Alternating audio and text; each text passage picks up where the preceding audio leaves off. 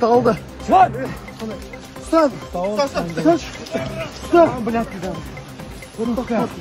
Талғардағы изолятордан қашып кеткен күдікті қолға түсті. Жасөспірім қызды зорлады деген күдікке ер адамды ұстау барысы видеоға түсіп қалған. Желіде тараған кадрлардан бір топ жігіттің күдіктіні қамыстың арасынан ұстағаны көрінеді. Кейін оны жол бойына сүйреп апарып, жерге құлатып байлауға талпынады. Видеода сезіктінің өзі жазықсыз айып тағылғанын айтқаны анық естіледі. Сақшылардың сөзінше Қашқын Тереңқара ауылы маңында ұсталған. 21 қазанда уақытша қамау абақтысынан сытылып шығып кеткен ер адамды іздеуге полицияның барлық күштері жұмылдырылған көрінеді. Хола Ньюстың хабарлауынша, күдіктіні полиция емес, еріктілер тапқан. Басылымның жазуынша, заң қырына іліккен адамды 3 тәуліктен бері іздеп жүрген жергілікті жігіттер оның жолды кесіп өтіп, қамыс арасына тығылғанын байқап қалыпты. Олар жылдам әрекет ететін арнайы жасақты шақырып, күдіктіні бірге құрықтаған.